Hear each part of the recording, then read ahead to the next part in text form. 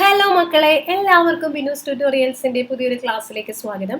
+2 computer science സ്റ്റുഡൻസിന്റെ chapter 1 structures and പോയിന്റേഴ്സിന്റെ quick recap ആണ് ഇന്നത്തെ ക്ലാസ്സിൽ നമ്മൾ നടത്താൻ പോകുന്നത്. സ്ട്രക്ചേഴ്സ് ആൻഡ് പോയിന്റേഴ്സിന്റെ ചാപ്റ്ററിന്റെ വളരെ ഡീറ്റെയിൽഡ് ആയിട്ടുള്ള വീഡിയോ നമ്മുടെ ചാനലിൽ അപ്ലോഡ് ചെയ്തിട്ടുണ്ട്. ഇന്നത്തെ ക്ലാസ്സിൽ ഒരു ക്വിക്ക് റിവിഷൻ ആണ് നടത്താൻ പോകുന്നത്. അപ്പോൾ വളരെ പെട്ടെന്ന് നമുക്ക് ആ റിവിഷനിലേക്ക് കിടക്കാൻ പറയുന്നതിനൊപ്പം തന്നെ നിങ്ങൾ ആ കോൺസെപ്റ്റ്സ് മനസ്സിലാക്കി എടുക്കുന്നു വിശ്വസിക്കുന്നു. സ്ട്രക്ചേഴ്സിന്റെ ഡെഫിനേഷൻ ആണ് നമ്മൾ ഈ ചാപ്റ്ററിൽ ആദ്യം പഠിച്ചത്. So what is A structure? A structure is a user-defined data type of C++ to represent a collection of logically related data items which may be of different types under a common name. അതായത് logically related ആയിട്ടുള്ള different data ടൈപ്സിനെ ഒരു common നെയിമിൻ്റെ താഴെ store ചെയ്യുന്നതിന് വേണ്ടിയിട്ട് നമ്മൾ use ചെയ്യുന്ന ഒരു കളക്ഷനാണ്, ഒരു യൂസർ ഡിഫൈൻഡ് ഡാറ്റ ടൈപ്പാണ് സ്ട്രക്ചർ എന്ന് പറയുന്നത്. അതായത് ഒരു സ്റ്റുഡൻറ്റിൻ്റെ ID കാർഡ് എടുത്തു കഴിഞ്ഞാൽ അതിൽ എന്തെല്ലാം ഡീറ്റെയിൽസ് ആണ് കാണുന്നത്? സ്റ്റുഡൻറ്റിൻ്റെ ID, name, date of birth, blood group, അങ്ങനെയുള്ള ഡീറ്റെയിൽസ് നിങ്ങൾക്ക് കാണാം. ഇവിടെ ID എന്ന് പറയുന്നത് ഒരു ഇൻഡിജർ ഡാറ്റ ടൈപ്പാണ്, നെയിം എന്ന് പറയുന്നത് ഒരു ക്യാരക്ടർ ഡാറ്റ ടൈപ്പാണ്. ഒരു ഡിഫറെൻറ്റ് ഡാറ്റ ടൈപ്പാണ് ഇവിടെ വന്നിരിക്കുന്നത്. മാത്രമല്ല ഈ ഒരു ഡീറ്റെയിൽസ് കാണുമ്പോൾ തന്നെ നമുക്ക് മനസ്സിലാക്കാൻ സാധിക്കും, അതായത് ഈ കാണുന്ന സ്റ്റുഡൻറ്റിൻ്റെ ഡീറ്റെയിൽസ് ആണ് ഈ വന്നിരിക്കുന്നത് അല്ലേ. ഇതെല്ലാം ലോജിക്കലി റിലേഷൻ ഉണ്ട്. അത്തരത്തിലുള്ള ഡാറ്റാസ് സ്റ്റോർ ചെയ്യുന്നതിന് വേണ്ടി നമ്മൾ ഉപയോഗിക്കുന്ന യൂസർ ഡിഫൈൻഡ് ഡാറ്റ ടൈപ്പാണ് സ്ട്രക്ചർ എന്ന് പറയുന്നത്. ഇനി സ്ട്രക്ചറിൻ്റെ ഡെഫിനേഷൻ. സ്ട്രക്ചർ എങ്ങനെയാണ് നമ്മൾ ഡിക്ലെയർ ചെയ്യുന്നത്? അതായത് ഈ ഒരു രീതിയിലാണ് സ്ട്രക്ചർ നമ്മൾ ഡിഫൈൻ ചെയ്യുന്നത്. സ്ട്രക്ട് എന്ന് പറയുന്ന കീവേഡ് ആണ് അതിനെ നമ്മൾ യൂസ് ചെയ്യുന്നത്. Struct, structure tag. Structure tag എന്ന് പറയുന്നത് എന്താ?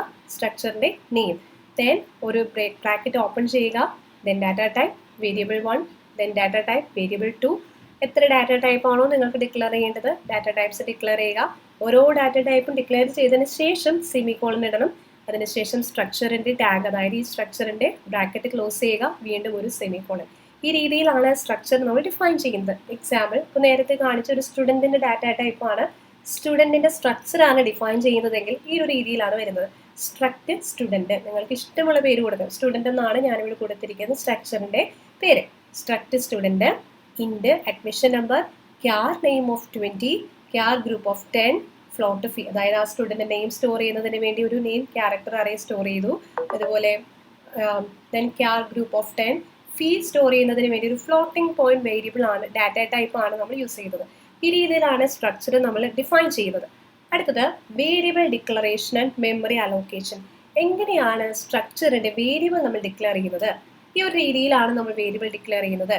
സ്ട്രക്ട്, അതായത് സ്ട്രക്ട് എന്ന് പറയുന്ന കീവേഡ്, അതിനുശേഷം സ്ട്രക്ചർ ടാഗ്, സ്ട്രക്ചറിൻ്റെ name, then variable 1, variable 2 etcetera. എത്ര വേരിയബിൾസ് ഉണ്ടോ അത്രയും വേരിയബിൾ നിങ്ങൾക്ക് ഡിക്ലെയർ ചെയ്യാം. അല്ലെങ്കിൽ അടുത്തൊരു മെത്തേഡ് എന്ന് പറയുന്നത് എന്താ?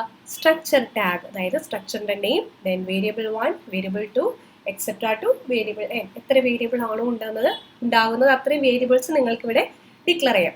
Example struct date. ഡേറ്റ് എന്ന് പറയുന്ന ഒരു സ്ട്രക്ചർ നമ്മൾ ഡിഫൈൻ ചെയ്തു. അതിൽ DD, MM, YY എന്ന് പറയുന്ന വേരിയബിൾസ് നമ്മൾ സ്റ്റോർ ചെയ്തു. ഇനി ഇതിൻ്റെ വേരിയബിൾ എങ്ങനെ ഡിക്ലെയർ ചെയ്യുന്നത് നോക്കാം. അതായത് സ്ട്രക്ട് ഡേറ്റ് DOB ടുഡേ. ഈ ഫസ്റ്റ് മെത്തേഡിലാണ് ഇവിടെ നമ്മൾ വേരിയബിൾ ഡിക്ലെയർ ചെയ്തിരിക്കുന്നത്. സ്ട്രക്ട് എന്ന് പറയുന്ന കീവേഡ്, അതിനുശേഷം സ്ട്രക്ചറിൻ്റെ ടാഗ്, പിന്നീട് എത്ര വേരിയബിൾസ് ആണ് ഇവിടെ DOB ടുഡേ എന്ന 2 വേരിയബിൾസ് ആണ് നമ്മളിവിടെ ഡിക്ലെയർ ചെയ്തിരിക്കുന്നത്. അല്ലെങ്കിൽ അടുത്ത മെത്തേഡ് എന്താ? ജസ്റ്റ് എന്താണോ ആ സ്ട്രക്ചറിൻ്റെ ടാഗ്, ഡേറ്റ് എന്നാണ് സ്ട്രക്ചറിൻ്റെ ടാഗ് വന്നിരിക്കുന്നത്, കണ്ടോ, date, then DOB today. Variable declare ചെയ്യുന്നത് മനസ്സിലായല്ലോ. Memory allocation. സ്ട്രക്ചറിൽ എങ്ങനെയാണ് മെമ്മറി അലോക്കേഷൻ നടക്കുന്നത്? ഫോർ എക്സാമ്പിൾ ഈ ഒരു സ്ട്രക്ചർ എടുത്തു കഴിഞ്ഞാൽ ഇവിടെ str ഡേറ്റ് എന്ന് പറയുന്ന സ്ട്രക്ചർ നമ്മൾ ഡിഫൈൻ ചെയ്തു. അതിൽ വന്നിരിക്കുന്നത് ഇൻഡ് DD, ക്യാർ മന്ത് ഓഫ് 10, ഇൻഡ് ഇയർ എന്ന് പറയുന്ന വേരിയബിൾസ് ആണ് ഇവിടെ വന്നിരിക്കുന്നത്. ഇനി ഇതിന് നമ്മൾ വേരിയബിൾ ഡിക്ലെയർ ചെയ്യുകയാണ്. ഈ സ്ട്രക്ചറിൻ്റെ വേരിയബിൾസ് ഡിക്ലെയർ ചെയ്യുകയാണ്. str date, admission date, join date. Admission ഡേറ്റും ജോയിൻ ഡേറ്റ് എന്ന് പറയുന്ന 2 വേരിയബിൾസ് ആണ് നമ്മളിവിടെ സ്ട്രക്ട് str ഡേറ്റ് യൂസ് ചെയ്ത് സ്റ്റോർ ചെയ്യുന്നത്. ഫോർ എക്സാമ്പിൾ ജോയിൻ ഡേറ്റ് എന്ന് പറയുന്ന ഒരു വേരിയബിൾ എടുത്തു കഴിഞ്ഞാൽ അതിൽ വരുന്നത് എന്തൊക്കെയാ? ഡേറ്റ് വരുന്നുണ്ട്, മന്ത് വരുന്നുണ്ട്, ഇയർ വരുന്നുണ്ട്. സോ ഇവിടെ ഇൻഡ് DD എന്ന് പറയുന്നത് ഇൻഡിജർ ഡാറ്റ ടൈപ്പ് ആണ്. നമുക്കറിയാം GCCL ഇൻഡിജർ ഡാറ്റ ടൈപ്പ്, അതായത് ഇൻഡിജേഴ്സ് സ്റ്റോർ ചെയ്യുന്നതിന് വേണ്ടി നമ്മൾ യൂസ് ചെയ്യുന്നത് 4 bytes ഓഫ് മെമ്മറി ആണ്. സോ ആദ്യത്തെ 4 bytes ഓഫ് മെമ്മറി എന്തിനാണ് യൂസ് ചെയ്യുന്നത്? ഇൻഡിജർ ഡാറ്റ ടൈപ്പായ ഡേ സ്റ്റോർ ചെയ്യുന്നതിന് വേണ്ടിയിട്ടാണ്. അടുത്തത് ക്യാർ മന്ത് ഓഫ് 10. സോ ഇവിടെ ക്യാരക്ടർ ആണ് യൂസ് ചെയ്തിരിക്കുന്നത്. ക്യാരക്ടർ എന്ന് പറയുമ്പോൾ അതിൻ്റെ സൈസ് എന്ന് പറയുന്നത് 1 ആണ്. സോ മന്ത് ഓഫ് 10 ആണ് സൈസ് വരുന്നത്. സോ 10 bytes ഓഫ് മെമ്മറി ആണ് ക്യാരക്ടർ അറേ മന്ത് സ്റ്റോർ ചെയ്യുന്നതിന് വേണ്ടി യൂസ് ചെയ്യുന്നത്. അടുത്തത് ഇൻഡ് ഇയർ. ഇയർ എന്ന് പറയുന്നത് ഇൻഡിജർ ഡാറ്റ ടൈപ്പ് ആണ്. സോ 4 ബൈറ്റ്സ് ഓഫ് മെമ്മറി ആണ് ഇയർ സ്റ്റോർ ചെയ്യുന്നതിന് വേണ്ടി യൂസ് ചെയ്യുന്നത്. സോ അങ്ങനെയാണ് സ്ട്രക്ചറിന്റെ മെമ്മറി അലോക്കേഷൻ നടക്കുന്നത്. മനസ്സിലായല്ലോ? സ്ട്രക്ചേഴ്സിന് മറ്റൊരു രീതിയിൽ നമുക്ക് വേരിയബിൾ ഡിക്ലെയർ ചെയ്യാം. അതായത് ഡയറക്റ്റ് ആയിട്ട് നമുക്ക് വേരിയബിൾസ് ഡിക്ലെയർ ചെയ്യാം. അതായത് ഇവിടെ നിങ്ങൾക്ക് കാണാൻ സാധിക്കും, ഈ സ്റ്റുഡൻറ് എന്ന് പറയുന്ന സ്ട്രക്ചർ ഡിഫൈൻ ചെയ്ത സമയത്ത് തന്നെ S1, S2 എന്ന രീതിയിൽ 2 വേരിയബിൾസ് അതിന് ഡിക്ലെയർ ചെയ്തിട്ടുണ്ട്. സോ അടുത്തതായിട്ട് എങ്ങനെയാണ് സ്ട്രക്ചറിൽ നിന്ന് നമ്മൾ എലമെന്റ്സ് ആക്സസ് ചെയ്യുന്നത്? അതിനുവേണ്ടി യൂസ് ചെയ്യുന്നതാണ് സ്ട്രക്ചർ വേരിയബിൾ ഡോട്ട്. ഒരു ഡോട്ട് ഓപ്പറേറ്റർ ആണ് നമ്മൾ അതിൽ ഉപയോഗിക്കുന്നത്. എലമെന്റിനെയും സ്ട്രക്ചറിൽ നിന്ന് നമ്മൾ എലമെന്റ്സ് ആക്സസ് ചെയ്യുന്നത് ഡോട്ട് ഓപ്പറേറ്റർ ഉപയോഗിച്ചിട്ടാണ്. ഫോർ എക്സാമ്പിൾ നമുക്ക് ഇവിടെ ടെക്സ്റ്റ് ബുക്കിൽ തന്നിരിക്കുന്ന എക്സാമ്പിൾ നോക്കാം. എന്ന് പറയുന്നത് സ്റ്റുഡൻറ് എന്ന് പറയുന്ന സ്ട്രക്ചറിന്റെ വേരിയബിൾ ആണ്. അഡ്മിഷൻ നമ്പർ അതിലൊരു എലമെന്റ് ആണ്. ആ ഒരു എലമെന്റിലേക്ക് വാല്യൂസ് ഇൻപുട്ട് ചെയ്യണമെങ്കിൽ നമ്മൾ എന്താ ചെയ്യുന്നത്? S1 dot admission number, seen S1 dot admission number. Clear ആയല്ലോ? ഇപ്പോൾ ഈ ഒരു എക്സാമ്പിൾ നോക്കാം. ഇവിടെ സ്ട്രക്ട് ടെസ്റ്റ് 1, സ്ട്രക്ട് ടെസ്റ്റ് 2. ഇതിൽ എലമെന്റ്സ് ആണ് ഇൻഡ് എ, ഫ്ലോട്ട് ബി, ഇൻഡ് എ, ഫ്ലോട്ട് ബി. ഇപ്പോൾ ഇവിടെ സ്ട്രക്ട് ടെസ്റ്റ് 1 എന്ന് പറയുന്ന സ്ട്രക്ചറിൽ T1 എന്ന് പറയുന്ന വേരിയബിൾ ഡിക്ലെയർ ചെയ്തിട്ടുണ്ട്. അതോടൊപ്പം തന്നെ അതിന്റെ വാല്യൂസും ഡയറക്റ്റ്ലി നമ്മൾ കൊടുത്തിട്ടുണ്ട്. 3,2.5. ഇവിടെ 3 എന്ന് പറയുന്നത് എ എന്ന് പറയുന്ന ഇൻഡിജർ ഡാറ്റ ടൈപ്പ് ആയിട്ടുള്ള എലമെന്റിന്റെ വാല്യൂ ആണ്. 2.5 എന്ന് പറയുന്നത് ഫ്ലോട്ട് ബി യുടെ വാല്യൂ ആണ്. ക്ലിയർ ആയല്ലോ? അതുപോലെ T2 എന്ന് പറയുന്ന സ്ട്രക്ചർ, ടെസ്റ്റ് 2 എന്ന് പറയുന്ന സ്ട്രക്ചറിന് T2 എന്ന് പറയുന്ന വേരിയബിൾ ഡിക്ലെയർ ചെയ്തു.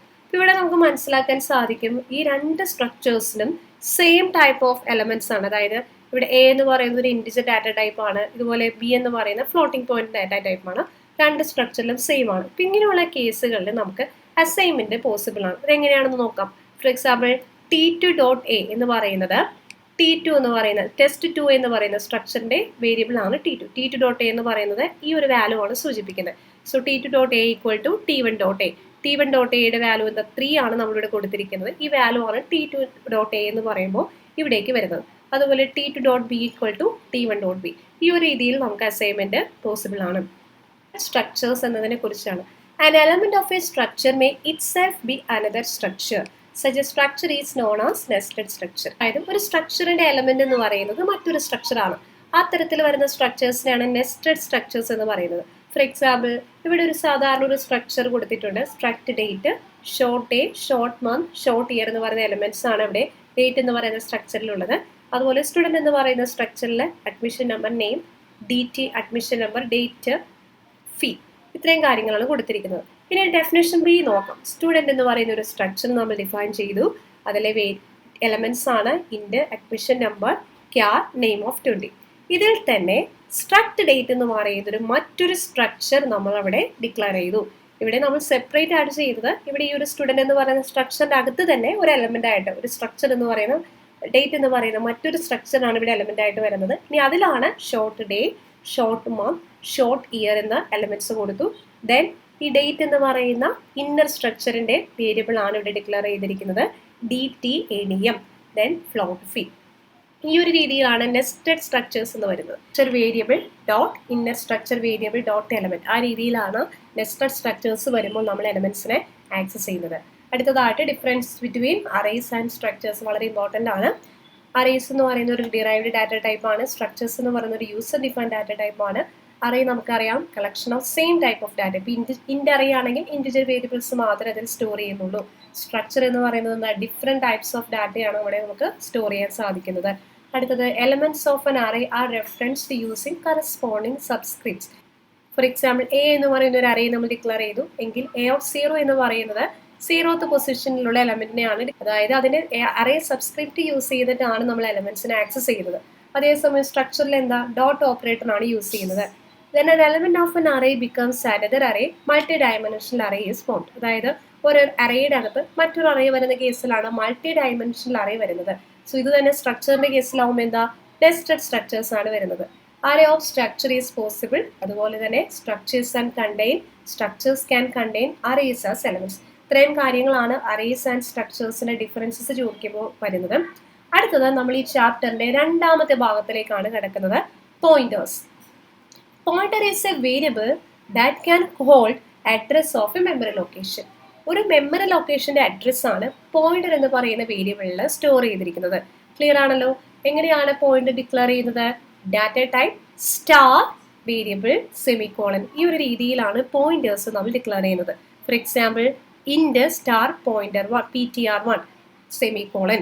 അതായത് PTR1 എന്ന് പറയുന്ന ഒരു പോയിന്റ് നമ്മൾ ഡിക്ലെയർ ചെയ്തു. അതിന് വേണ്ടിയാണ് ഇവിടെ സ്റ്റാർ എന്ന് പറയുന്ന ഒരു സിമ്പിൾ യൂസ് ചെയ്തിരിക്കുന്നത്. അതിന്റെ ഡാറ്റ ടൈപ്പ് എന്താ? ഇൻഡിജർ ആണ്. ഡിക്ലെയർ ചെയ്യുന്നത് നമ്മൾ പഠിച്ചു. Data type star variable. പിന്നെ കുറച്ച് എക്സാമ്പിൾസ് ആണ് ഇവിടെ കൊടുത്തിരിക്കുന്നത്. ഇൻഡ് star pointer 1, float star pointer 2, struct student star pointer 3. അപ്പോൾ ഇവിടെ ഫ്ലോട്ടിംഗ് പോയിന്റ് ഡാറ്റ ടൈപ്പ് ഉപയോഗിച്ചിട്ട് ഒരു പോയിന്റർ നമ്മൾ ഡിക്ലെയർ ചെയ്തിട്ടുണ്ട്. ഇൻഡിജർ ഡാറ്റ ടൈപ്പ് ഉപയോഗിച്ച് ഡിക്ലെയർ ചെയ്തു. അതുപോലെ തന്നെ സ്റ്റുഡന്റ് എന്ന് പറയുന്ന സ്ട്രക്ചറിൽ ഒരു പോയിന്റർ വേരിയബിൾ ഡിക്ലെയർ ചെയ്തു. ഈ രീതിയിൽ നമുക്ക് പോയിന്റേഴ്സ് ഡിക്ലെയർ ചെയ്യാം. അടുത്തതായിട്ട് വളരെ ഇമ്പോർട്ടൻ്റ് ആയിട്ട് ഒന്നാണ് ഓപ്പറേറ്റേഴ്സ്. ആംബർസാൻഡ്, അതായത് address of operator and star. Okay, address of operator അതെന്തിനു യൂസ് ചെയ്യുന്നത്? To get the address of variable. ഒരു വേരിയബിളിന്റെ അഡ്രസ്സ് കിട്ടുന്നതിന് വേണ്ടി നമ്മൾ യൂസ് ചെയ്യുന്ന ഓപ്പറേറ്റർ ആണ് അഡ്രസ് ഓഫ് ഓപ്പറേറ്റർ. അതായത് ഫോർ എക്സാമ്പിൾ ഇവിടെ നം എന്ന് പറയുന്ന ഒരു വേരിയബിളിൽ 25 എന്ന വാല്യൂ നമ്മൾ സ്റ്റോർ ചെയ്തു. ഇതിന്റെ അഡ്രസ് ആണ് എന്ത്? 1001. അപ്പോൾ നമുക്കറിയാം പോയിന്റർ വേരിയബിളിൽ എന്താ സ്റ്റോർ ചെയ്യുന്നത്? Address of A memory location. ഇവിടെ PTR1 പോയിന്റർ 1 എന്ന് പറയുന്ന ഈ ഒരു പോയിന്ററിൽ ഈ 25 എന്ന് പറയുന്ന നമ്പർ സ്റ്റോർ ചെയ്ത അഡ്രസ് ആണ് സ്റ്റോർ ചെയ്യുന്നത് അല്ലെ. 1001 എന്ന് പറയുന്ന മെമ്മറി ലൊക്കേഷൻ ആണ് PTR1 എന്ന് പറയുന്ന പോയിന്ററിൽ ഉണ്ടാകുന്നത്. അതായത് നം എന്ന് പറയുന്ന വേരിയബിളിന്റെ അഡ്രസ് കിട്ടുന്നതിന് വേണ്ടി നമ്മൾ ഉപയോഗിക്കുന്നത് അഡ്രസ് ഓഫ് ഓപ്പറേറ്റർ ആണ്. സോ അഡ്രസ് നം, അതായത് ആംബർസാൻഡ് നം എന്ന് പറയുമ്പോൾ 1001 എന്ന് പറയുന്ന വാല്യൂ ആണ് PTR1ലേക്ക് സ്റ്റോർ ചെയ്യുന്നത്. ഇൻഡയറക്ഷൻ അഥവാ ഡി റെഫറൻസ് ഓപ്പറേറ്റർ, ഈ സ്റ്റാർ, ഇതും വളരെ ഇമ്പോർട്ടൻ്റ് ആണ്. ഒരു പോയിന്ററിൽ സ്റ്റോർ ചെയ്ത വാല്യൂ നമുക്ക് കിട്ടുന്നതിന് വേണ്ടി നമ്മൾ ഉപയോഗിക്കുന്നതാണ് സ്റ്റാർ എന്ന് പറയുന്നത്, സ്റ്റാർ PTR1 എന്ന് പറയുന്നത്. ക്ലിയർ ആയല്ലോ? The value at the operator എന്നാണ് അതുകൊണ്ട് ഉദ്ദേശിക്കുന്നത്. നമുക്ക് കുറച്ച് എക്സാമ്പിൾസ് നോക്കാം. ഫോർ എക്സാമ്പിൾ നം എന്ന് പറയുന്ന വേരിയബിൾ സ്റ്റോർ ചെയ്തത് 1001 എന്ന് പറയുന്ന ലൊക്കേഷനിലാണ്. ഓക്കെ, സി ഔട്ട് ആംബർസാൻഡ് നം എന്ന് പറയുമ്പോൾ നമുക്ക് കിട്ടുന്നത് നം എന്ന് പറയുന്ന വേരിയബിളിന്റെ അഡ്രസ്സ്, അതായത് 1001. അടുത്തത് PTR1 എന്താ? നം എന്ന് പറയുന്ന വേരിയബിൾ സ്റ്റോർ ചെയ്ത അഡ്രസ് ആണ് PTR1ൽ ഉണ്ടാവുന്നത്. അതായത് അതും എന്താ? 1001 തന്നെയാണ്. അടുത്തത് നം എന്ന് പറയുന്ന വേരിയബിൾ എന്താ? നം ഈക്വൽ ടു 25 എന്ന് പറയുന്ന നമ്പർ ആണ് അവിടെ വരുന്നത്. അടുത്തത് സ്റ്റാർ PTR1 എന്ന് പറയുമ്പോൾ എന്താ? വാല്യൂ അറ്റ് ദി ഓപ്പറേറ്റർ ആണ് വരുന്നത്. അപ്പോൾ PTR1 എന്ന് പറയുന്നത് 1001 ആണ്. 1001ലുള്ള വാല്യൂ എന്താ? 25. അതാണ് ഇവിടെ വരുന്നത്. അടുത്തത് ആംബർസാൻഡ് PTR1 എന്ന് പറയുന്ന പോയിന്റർ 1ന്റെ അഡ്രസ്സ് അത് 1500 ആണ്. ഫോർ എക്സാമ്പിൾ, അതായത് ഈ ചിത്രത്തിൽ കണ്ടാൽ നമുക്ക് മനസ്സിലാക്കാൻ സാധിക്കും ഇവിടെ 1500 ആണ് പോയിന്റർ 1ന്റെ അഡ്രസ്സ്. അപ്പോൾ ആംബർസാൻഡ് ഓഫ് PTR1 എന്ന് പറയുമ്പോൾ 1500 ആണ് വരുന്നത്. അടുത്തത് എന്താ? സ്റ്റാർ നം. ഇതൊരു എറർ ആണ്. കാരണം എന്താ? നം എന്ന് പറയുന്നത് ഒരു പോയിന്റർ വേരിയബിൾ അല്ല. സ്റ്റാർ നം എന്ന് പറയുമ്പോൾ ഇവിടെ എറർ ആണ് വരുന്നത്. അടുത്തത് മെത്തേഡ്സ് ഓഫ് മെമ്മറി അലോക്കേഷൻ. വളരെ വളരെ ഇമ്പോർട്ടൻ്റ് ആണ്. മെത്തേഡ്സ് ഓഫ് മെമ്മറി അലോക്കേഷനിൽ വരുന്നത് എന്താ? സ്റ്റാറ്റിക് മെമ്മറി അലോക്കേഷൻ, അതുപോലെ തന്നെ dynamic memory allocation. The memory allocation that takes place before the execution of the program is known as static memory allocation. അതായത് ആ പ്രോഗ്രാമിന്റെ എക്സിക്യൂഷന് മുൻപ് മെമ്മറി അലോക്കേറ്റ് ചെയ്യുന്നതിനെയാണ് സ്റ്റാറ്റിക് മെമ്മറി അലോക്കേഷൻ എന്ന് പറയുന്നത്. ഫോർ എക്സാമ്പിൾ, നമ്മളൊരു പ്രോഗ്രാം ചെയ്യുന്ന സമയത്ത് ഇൻഡ് A, B, C അങ്ങനെ വേരിയബിൾസ് എല്ലാം ഡിക്ലെയർ ചെയ്യില്ലേ? അതായത് ആ പ്രോഗ്രാം തുടങ്ങുന്നതിന് മുൻപ് തന്നെ ഫസ്റ്റ് തന്നെ ഡിക്ലെയർ ചെയ്യില്ലേ? അത്തരത്തിലുള്ള ഡിക്ലറേഷൻ ആണ് സ്റ്റാറ്റിക് മെമ്മറി അലോക്കേഷൻ എന്ന് പറയുന്നത്. അടുത്തത് dynamic. Memory is allocated during the execution of the program. അതായത് ആ പ്രോഗ്രാം എക്സിക്യൂട്ട് ചെയ്യുന്ന സമയത്ത് ആ മെമ്മറി അലോക്കേറ്റ് ചെയ്യുന്നതിനെയാണ് ഡൈനാമിക് മെമ്മറി അലോക്കേഷൻ എന്ന് പറയുന്നത്. അപ്പോൾ അതിനുവേണ്ടി നമ്മൾ യൂസ് ചെയ്യുന്ന ഒരു കീവേഡ് ആണ് ന്യൂ എന്ന് പറയുന്നത്. അതായത് ന്യൂ എന്ന് പറയുന്ന കീവേഡ് യൂസ് ചെയ്തിട്ട് നമുക്ക് ഡൈനാമിക്കലി മെമ്മറി അലോക്കേറ്റ് ചെയ്യാം. അതുപോലെ തന്നെ ഈ അലോക്കേറ്റ് ചെയ്ത മെമ്മറി ഡി അലോക്കേറ്റ് ചെയ്യണം. അതായത് അവിടെ നിന്നൊരു മെമ്മറി ഫ്രീ ആക്കണമെങ്കിൽ നമ്മൾ യൂസ് ചെയ്യുന്ന കീവേഡ് ആണ് delete.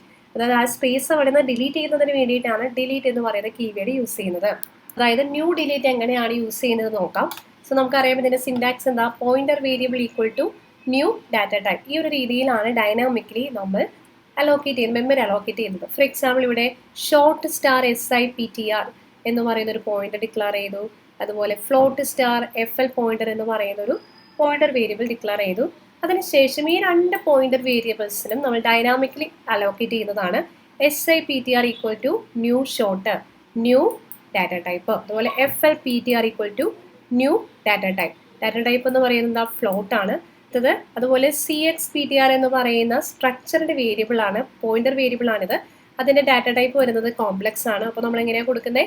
CXPTR equal to new complex. ചിലപ്പോൾ ഇതൊക്കെല്ലാം 1 മാർക്സിൻ്റെ ക്വസ്റ്റിന് നിങ്ങൾക്ക് ചോദിക്കാവുന്നതാണ്. ഇതുപോലൊരു പോയിന്റർ വേരിയബിൾ തന്നിട്ട് എങ്ങനെയാണ് ഡൈനാമിക്കിൽ അവിടെ അലോക്കേറ്റ് ചെയ്യുന്നതെന്ന്. മെമ്മറി അലോക്കേഷനിൽ വേരിയബിൾസ് നമ്മൾ ഇനിഷ്യലൈസ് ചെയ്യും പ്രോഗ്രാമിൻ്റെ ഫസ്റ്റ് തന്നെ. അതുപോലെ തന്നെ ഡൈനാമിക് മെമ്മറി അലോക്കേഷൻസ് നമുക്ക് ഇനിഷ്യലൈസ് ചെയ്യാം. അതെങ്ങനെയാണെന്ന് നോക്കാം. അതായത് pointer variable equal to new data type of value semicolon. For example SIPTR equal to new short of 0. 0 ആണ് വാല്യൂ, ഷോർട്ട് എന്ന് പറയുന്നതിൻ്റെ ഡാറ്റ ടൈപ്പ്.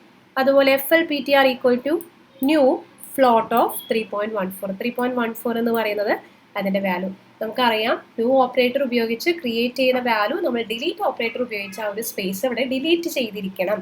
അങ്ങനെയെങ്കിൽ ആ ഒരു മെമ്മറി സ്പേസ് അവിടെ ഫ്രീ ആക്കാൻ സാധിക്കും. അതിനുവേണ്ടി ഉപയോഗിക്കുന്നതാണ് ഡിലീറ്റ് എന്ന് പറയുന്ന keyword. Delete pointer variable semicolon. So delete SI pointer 1, delete FL pointer CXPTR. ഇതുമായിട്ട് ബന്ധപ്പെട്ട് വരുന്ന ഒന്നാണ് മെമ്മറി ലീക്ക് എന്ന് പറയുന്ന ഒരു സിറ്റുവേഷൻ. അതായത് ഫോർ എക്സാമ്പിൾ ന്യൂ എന്ന് പറയുന്ന ഓപ്പറേറ്റർ യൂസ് ചെയ്തിട്ട് നിങ്ങളൊരു മെമ്മറി അലോക്കേറ്റ് ചെയ്തു, പക്ഷേ അത് ഡിലീറ്റ് ചെയ്തില്ല. ഡിലീറ്റ് ചെയ്തില്ല എങ്കിൽ എന്താ സംഭവിക്കുന്നത്?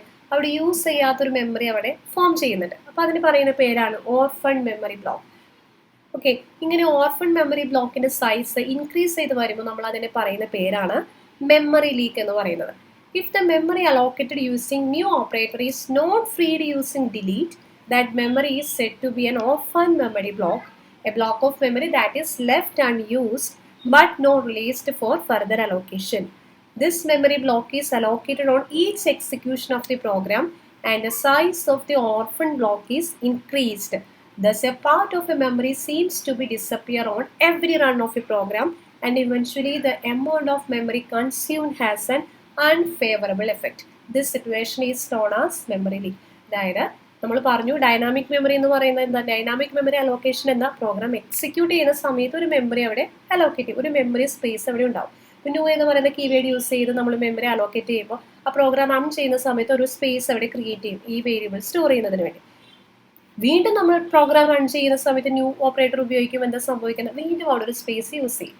പക്ഷേ ഈ സ്പേസ് യൂസ് ചെയ്തില്ല എങ്കിൽ അവിടെ ആ സ്പേസ് അൺയൂസ്ഡ് ആയിട്ടാണ് അവിടെ കിടക്കുന്നത്. അപ്പം അതുകൊണ്ട് നമ്മൾ ന്യൂ ഓപ്പറേറ്റർ ഉപയോഗിച്ചൊരു ഡൈനാമിക്കലി നമ്മളൊരു മെമ്മറി അലോക്കേറ്റ് ചെയ്യുകയാണെങ്കിൽ അത് ഡിലീറ്റ് ഓപ്പറേഷൻ ഉപയോഗിച്ച് ഡിലീറ്റ് ചെയ്തിരിക്കണം. അങ്ങനെ ഒരു ലോജിക്ക് നമ്മുടെ പ്രോഗ്രാമിൽ എഴുതിയില്ലെങ്കിൽ അവിടെ സംഭവിക്കുന്ന ഒരു സിറ്റുവേഷനാണ് മെമ്മറി ലീക്ക് എന്ന് പറയുന്നത്. ക്ലിയർ ആയല്ലോ? അടുത്തതായിട്ട് നമ്മൾ പഠിക്കാൻ പോകുന്നത് സെൽഫ് റെഫറൻഷ്യൽ സ്ട്രക്ചർ. വളരെ ഇമ്പോർട്ടൻ്റ് ആയൊരു ടോപ്പിക്കാണ്. ആ ഒരു ഇമ്പോർട്ടൻസ് കൊടുത്തുകൊണ്ട് തന്നെ നിങ്ങൾ പഠിക്കാൻ ശ്രമിക്കാം. Self referential structure is A structure in which one of the elements is a pointer to the same structure. A location of this type contains data and address of another location of the same type. അതായത് self, ആ പേരിൽ തന്നെയുണ്ട് self referential structure. അതായത് ആ സ്ട്രക്ചറിലെ ഒരു element എന്ന് പറയുന്നത് ആ സെയിം സ്ട്രക്ചറിനെ തന്നെയാണ് പോയിന്റ് ചെയ്യുന്നത്. മനസ്സിലായല്ലോ?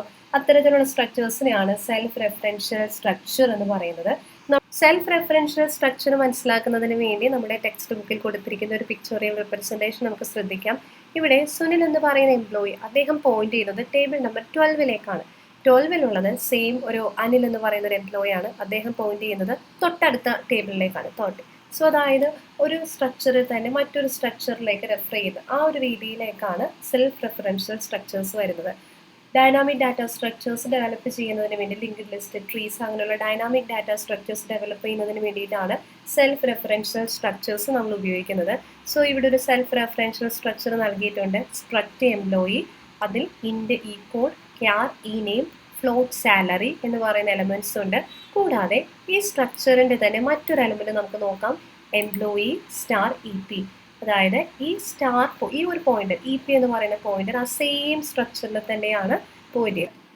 ഇന്നത്തെ ക്ലാസ് നിങ്ങൾക്ക് മനസ്സിലായെന്ന് വിശ്വസിക്കുന്നു. സ്ട്രക്ചേഴ്സ് ആൻഡ് പോയിന്റേഴ്സ്, നിങ്ങൾക്ക് എന്തെങ്കിലും സംശയങ്ങളുണ്ടെങ്കിൽ താഴെ കമൻറ്റ് ചെയ്യുക. കൂടാതെ ഒരു കാര്യം കൂടി നിങ്ങൾ കമൻറ്റ് ചെയ്യുക. ഇന്നത്തെ ക്ലാസ് നമ്മൾ 2 രീതിയിലാണ് എടുത്തത്. അതായത് പോയിന്റ്സ് ക്ലാസ്സിൽ PPT പ്രസൻറ്റേഷനിൽ കാണിച്ചുകൊണ്ട് എക്സ്പ്ലെയിൻ ചെയ്യുന്ന രീതിയിലും അതോടൊപ്പം തന്നെ ടെക്സ്റ്റ് ബുക്കിൽ നിങ്ങൾ ഡയറക്റ്റ് വായിച്ചിട്ട് എക്സ്പ്ലെയിൻ ചെയ്യുന്ന രീതിയിലും. ഏത് രീതിയിലാണ് നിങ്ങൾക്ക് ക്ലാസ്സുകൾ മനസ്സിലാക്കാൻ ഏറ്റവും കൂടുതൽ എളുപ്പം അതുകൂടി നിങ്ങൾ താഴെ കമൻറ്റ് ചെയ്യുക. ക്ലാസ് ഇഷ്ടപ്പെട്ടാലും തീർച്ചയായിട്ടും കമൻറ്റ് ചെയ്യുക, ഷെയർ ചെയ്യുക. ചാനൽ സബ്സ്ക്രൈബ് ചെയ്യാത്ത കൂട്ടുകാരുണ്ടെങ്കിൽ തീർച്ചയായിട്ടും സബ്സ്ക്രൈബ് ചെയ്യുക. അടുത്ത ക്ലാസ്സിൽ നമുക്ക് വീണ്ടും കാണാം. താങ്ക്